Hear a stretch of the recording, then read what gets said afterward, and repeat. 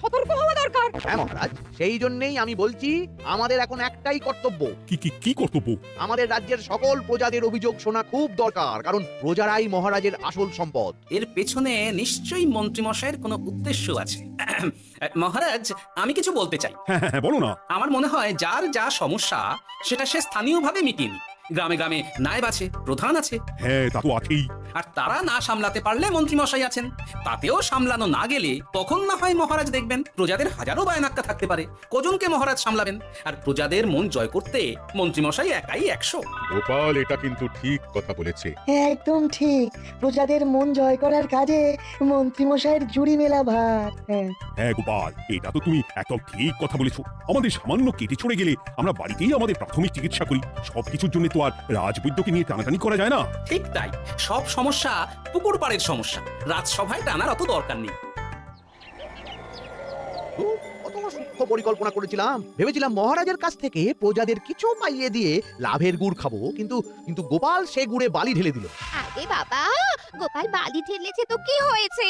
তুমি গুড়ে জল ঢেলে দাও। তাতে আমার কি হবে? গুড়ে জল ঢাললে তো মিষ্টি শরবত হয়, তাতে পেপাসাও মেচে মনও ভরে। সাব্বাস, তুমি আমার মাথায় করে দিলে বুদ্ধির চাষ। যা একটা বুদ্ধি এসেছে না, কি বলবো গিন্নি।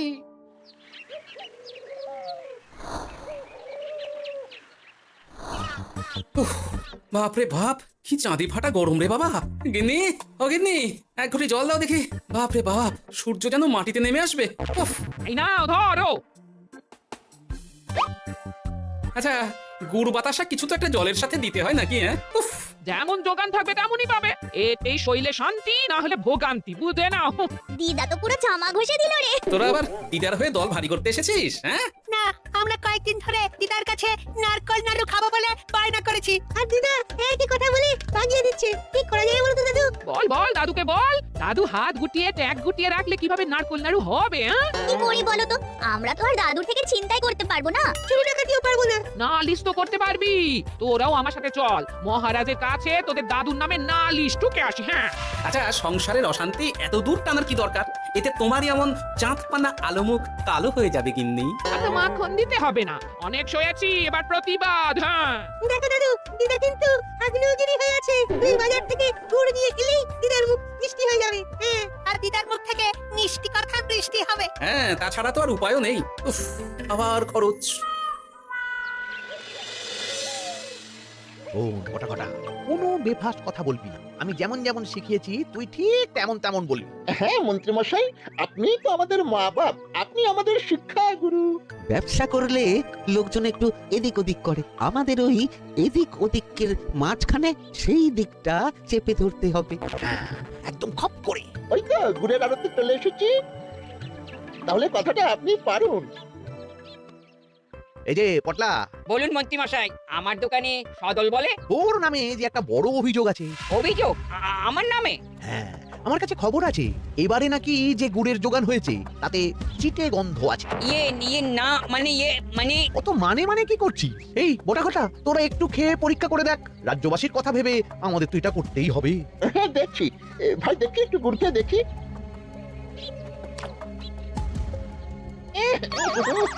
ঘটা তুই খেয়ে দেখ। বাবারে বাবা, এ তো চ্যাটচ্যাটে গন্ধ। হ্যাঁ তাই তো বলছি। কি ব্যাপার, গুড়ের ব্যবসাতেও জাল? হ্যাঁ, ওই জাল দেওয়ার জন্যই একটু চ্যাটচ্যাটে, কড়া পাক, কিন্তু গুড় খারাপ তো নয়। আমি এক্ষুনি তোর সব গুড় বাজেয়াপ্ত করছি। এরপর রাজদরবারে বিচার হবে, তখন ভালো খারাপ সব বেরিয়ে যাবে। কেমন? ও মন্ত্রী এই যখন করবেন না, আমি তো বলছি এবারে গুড় একটু বেশি জাল দেওয়া হয়ে গেছে। সে যাই হোক, প্রজাদের সন্তুষ্টি আমার একমাত্র লক্ষ্য। একটু এদিক ওদিক হলেই ঘ্যাচাংফু করে দেবো। কি? এই সামান্য ব্যাপারের জন্য আবার রাজসভার কি দরকার মন্ত্রী মশাই? এইখানেই ব্যাপারটা কোনো রকমই মিটিয়ে নিন না। হ্যাঁ, এই তো বাছাধন, পথে এসো। এই রফাটা এখানেই সেরে নিন, নইলে পটলা রাজসভায় দফা রফা হয়ে যাবে। শোনো, তুমি একটা দুটো করে আপাতত ওই মোট 10 টিন গুড় মন্ত্রী মশাইয়ের কাছে পাঠিয়ে দেবে। এখন আমরা 2 টিন তুলে নিলাম,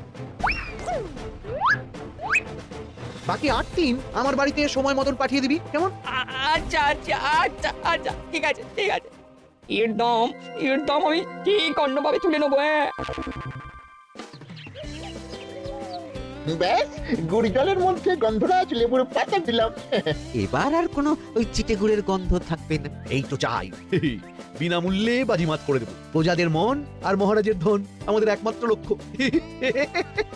আরে ওই তো একজন পথিক আসছে। আসুন আসুন, বিনামূল্যে পান করুন গুড় জল। গরমে ঠান্ডার শান্তি, দূর হবে শরীরের ক্লান্তি। আসুন আসুন।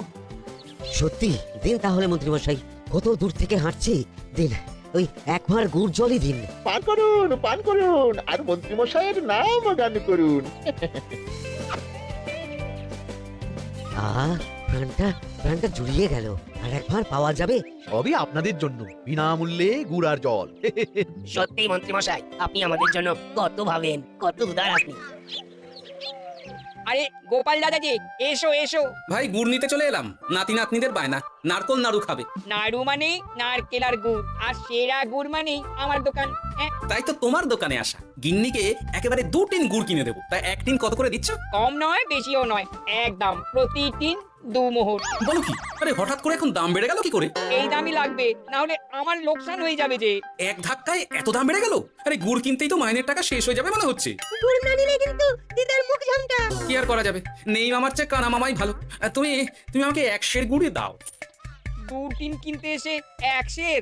হ্যাঁ তাই দাও।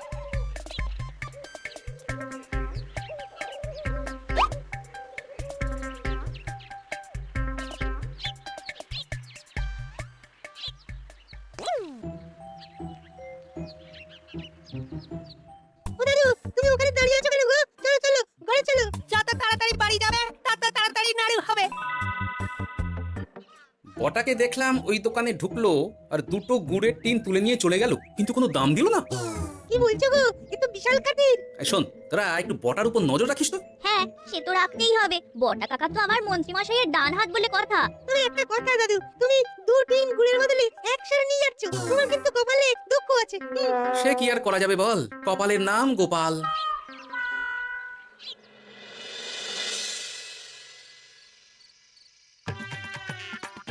মস্করা পেয়েছো? আশা দেখিয়ে বাতাসা খাওয়াচ্ছ, হ্যাঁ?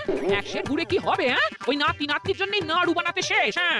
আহা, আজকের মতন একটু চালিয়ে নাও না গিন্নি। আরে আমি অত বড় মুখ করে পাড়ার লোককে বলে রেখেছি নাড়ু খাওয়াবো, গাছ থেকে এই এতগুলো নারকোল পাড়িয়ে রাখলাম, এমনি এমনি বলি মুখ দেখতে। আচ্ছা আচ্ছা, ঠিক আছে ঠিক আছে, কাল বরং রাজবাড়ি থেকে ফেরার সময় মিষ্টি নিয়ে আসবো। কিছু নাড়ু দেবো, কিছু মিষ্টি খাও। তাই যেন হয়, নইলে আমার নাক কাটবে আর আমি তোমার। থাক থাক থাক।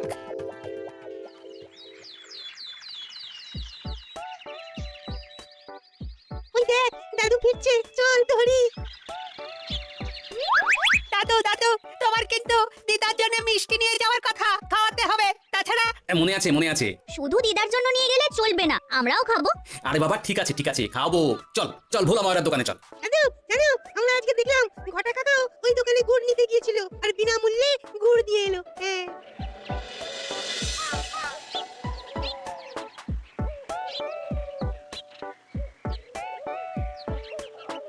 এ কি গো ভোলা, এত তাড়াতাড়ি দোকানের ঝাঁপ ফেলে দিচ্ছ? আর কি করব বলো, দুপুরের দিকেও বেচা কেনা হচ্ছে না। মন্ত্রীমশাই বিনা পয়সায় গুড় আর জল খাওয়ালে কে আর পয়সা খরচা করে মিষ্টি কিনতে আসবে বলো? আচ্ছা, সেই জন্যই বটা গতকাল আড়তদারের কাছ থেকে গুড় তুলে নিয়ে যাচ্ছিল। আমার ষষ্ঠ ইন্দ্রিয় যদি ঠিক কথা বলে, তাহলে ওই আড়তদার পটলা সেই খরচ বাকিদের ওপর চাপাচ্ছে। নইলে গুড়ের এত দাম তো বাড়তে পারে না।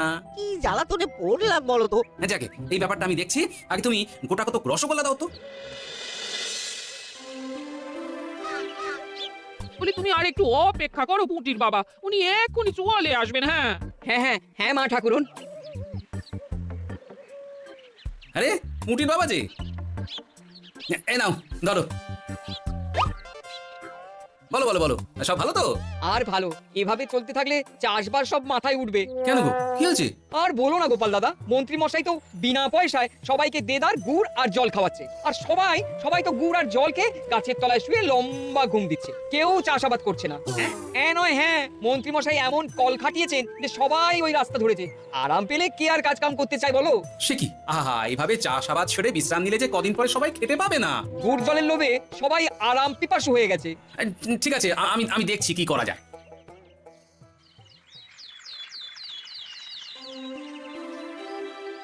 মহারাজ আমি প্রজাদের মন জয় করার কাজটা ভালো মতোই করে ফেলেছি, তবে প্রজাদের দিকে দেখতে গিয়ে আমার অবস্থা একেবারে খাস্তা গজা হয়ে যাচ্ছে মহারাজ। কেন কেন কেন? গুড় আর জল গুলে খাওয়াতে গিয়ে আমি দুর্বল হয়ে যাচ্ছি। প্রতিদিন এত এত গুড়ের যোগান দেওয়া তো আর মুখের কথা নয়। সত্যি মন্ত্রী, তুমি প্রজাদের জন্য এত করেছো, এটা শুনেও শান্তি। যাই হোক, এবার থেকে প্রজাদের স্বস্তির কথা ভেবে জল মিষ্টির খরচ বহন করব আমি। রাজকোষ থেকে যেমন যা লাগবে নিয়ে নিও। ধন্যবাদ মহারাজ, আপনি মহান।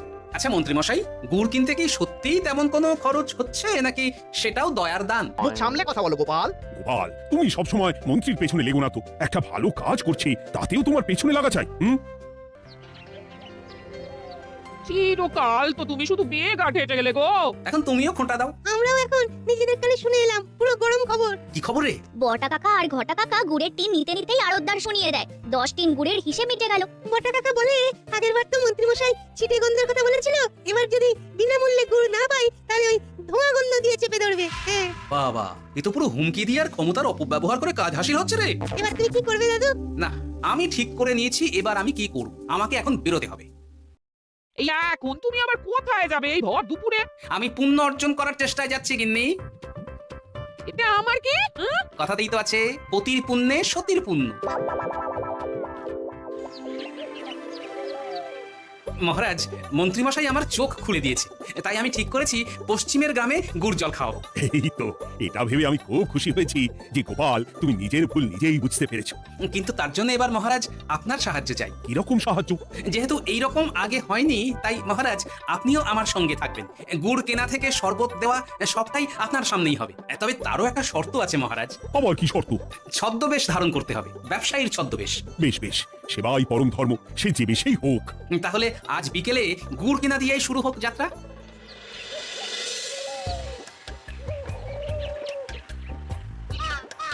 আমাদের 10 টিন গুড় লাগবে। 1 টিন 2 মোহর করে লাগবে বাবু। বলি, চিটে গন্ধ ধরা গুড়েরই যদি এত দাম হয়, তবে ধোঁয়া গন্ধে উঠলে কি হবে? কি আপনারাও কি মন্ত্রী মশাইয়ের লোক আছেন নাকি? আপনি কোন মন্ত্রীর কথা বলছেন? যে মন্ত্রী আপনার কাছ থেকে বিনামূল্যে। ইয়ে না মানে, এবার পুরো কথা খুলে বলবে নাকি মারধর ধোলাই দিয়ে বলাতে হবে? বলো বলো, কি ব্যাপার? মন্ত্রী মশাই আমাকে ভয় দেখিয়ে 10 টিন গুড় নিয়ে গেছেন।